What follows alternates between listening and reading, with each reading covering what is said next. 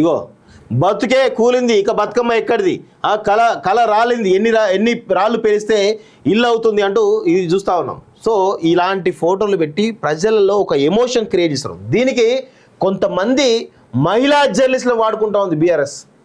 Yes, బరాబర్ నేను చెప్తాను. కొంతమంది ముఖ్యంగా మహిళా జర్నలిస్టులను ముందు పెట్టి ఏదో రాజకీయం చేద్దామని ప్లాన్లో కేటీఆర్ ప్లాన్ చేస్తా ఉన్నాడు. సిగ్గుండాలి కొంచెమైనా కేటీఆర్కి. పేడు ముఖమోడా ఇష్టం వచ్చినట్టు ఏది పడుతుంది. వాళ్ళు స్వచ్ఛందంగా ఖాళీ చేస్తూ ఉంటే దాన్ని కూడా నువ్వే కదా నిర్దేశ కూల్చేమన్నావు. వాళ్ళని కూల్చేమన్నారా? రాష్ట్ర ప్రభుత్వమైనా పోలీసుల పహారాలో కానీ బలవంతంగా ఖాళీ చేపిస్తుంది ఏమన్నా? వాళ్ళను ఒప్పించి మెప్పించి డబుల్ బెడ్రూమ్ ఇళ్లకు తీసుకుపోయి అక్కడ వాళ్ళకు కావాల్సినటువంటి వసతులు కల్పిస్తూ ఉంది.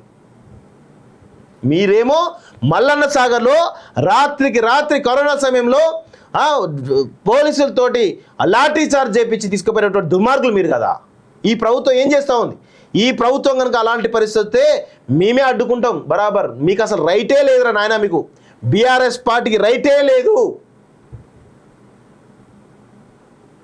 ఇగో ఇలాంటి పరిస్థితులు క్రియేట్ చేసి ప్రజల్లో ఒక ఎమోషన్స్ రెచ్చగొట్టి ప్రజలను బలిదానాలు చేసుకునేలా వీళ్ళు ప్రవర్తిస్తూ ఉన్నారు. నేను రోజు మొత్తుకుంటా ఉన్నాను, దయచేసి బీఆర్ఎస్ సంబంధించినటువంటి ఈ నరరూప రాక్షసులు ఏవైతే ఉన్నారో, కల్వకుంట్ల కాలకేయులు ఎవరైతే ఉన్నారో, వీళ్ళ రెచ్చగొట్టే మాటలు నమ్మకండి. ఎందుకంటే వీళ్ళ రెచ్చగొట్టే మాటలన్నీ కూడా ఆత్మహత్యకు ప్రేరేపించేలా ఉంటాయి. తద్వారా వాళ్ళ స్వార్థ రాజకీయాల కోసం పనిచేస్తూ ఉంటారు తప్ప మీకోసం పనిచేయరు. ఒకవేళ నిజంగా నేను ఒకటే సవాల్ విసురుతా ఉన్నాను. వీళ్లకు ఇంత పెద్ద ఎత్తున నష్టం జరిగింది కదా, ఈ పాపలకు ఇంత పెద్ద నష్టం జరిగింది కదా, ఇప్పుడు వీళ్ళ ఆస్తులను బహిర్గతం చేయమని చెప్పండి. వీళ్ళ ఆస్తులు మొత్తం కూడా వాళ్ళకి పంచమని చెప్పండి. జన్వాడ ఫామ్ హౌస్లో ఇప్పుడు 100 గజాల ఇల్లు పోయి ఉంటాయి కదా, జన్వాడ ఫామ్ హౌస్లో 100 గజాల ఇల్లు కట్టి, శంకర్పల్లి 100 గజాలకు ఇల్లు కట్టి వీళ్ళకి నీకు అంత చిత్తశుద్ధి ఉంటే ఈ కల్వకుంట్ల కాలకేయులకు నీ సవాల్ విసురుతా ఉన్నాను. మీకు చిత్తశుద్ధి ఉంటే, ప్రజలపైన ప్రేమ ఉంటే, మీ జన్వాడ ఫామ్ హౌస్లో, శంకర్పల్లి ఫామ్ హౌస్లో, అజీజ్నగర్ ఫామ్ హౌస్లో, కేటీఆర్ హరీష్ రావుకి అజీజ్నగర్లో ఫామ్ హౌస్ ఉంది. గుర్రాలతో సారీ చేస్తాడు.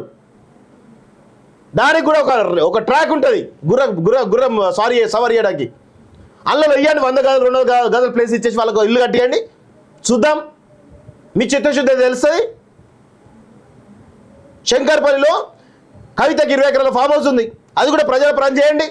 మూసి నివాసులకు ఇవ్వండి. సరే, రేవంత్ ప్రభుత్వం చేత కాదు, వాళ్ళ వల్ల కాదు అనుకుందాం, మీరు చేయండి చూద్దాం.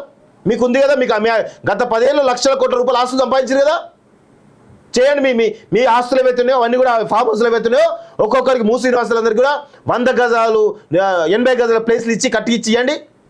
ఉన్నాయి కదా ఫుల్ ఆస్తులు. మీ మైహోం రామేశ్వరం ఉన్నాడు కదా, వాంతో కట్టియండి. మీ రాజపుష్ప ఉంది కదా, వాడు 1,00,000 కోట్ల రూపాయలు సంపాదించింది కదా, వాంతో కట్టియండి ఫ్రీగా. అంత చిత్తశుద్ధి ఉంటే, ప్రజలపైన ప్రేమ ఉంటే. ఏదీ లేదండి వీళ్ళకి. వీళ్ళు ఓన్లీ రెచ్చగొట్టాలి, తద్వారా శివరాజకీయాలు చేయాలి, ప్రజలలో ఒక రకమైనటువంటి నెగిటివ్ ఒపీనియన్ క్రియేట్ చేయాలి తప్ప నిజమైనటువంటి ప్రజలపైన నిజమైనటువంటి ప్రేమ లేదు. వీళ్ళు చేసేటువంటి దుర్మార్గాలు అంతా ఇంత కాదు. గత ప్రభుత్వంలో గత 10 ఏళ్లలో మల్లన్న సాగర్లో కరోనా సమయంలో అర్ధరాత్రి పోలీసులతోటి లాఠీ చార్జ్ చేపించి డీసీఎంలలో రాత్రికి రాత్రే తరలించి వీళ్ళను డబుల్ బెడ్రూమ్లకి వందలాది మంది చనిపోయిండ్రు. వీళ్ళు మాట్లాడుతూ ఉన్నారా? వీళ్ళ బీఆర్ఎస్ పార్టీ నాయకులకు మాట్లాడే అర్హత ఎక్కడిది?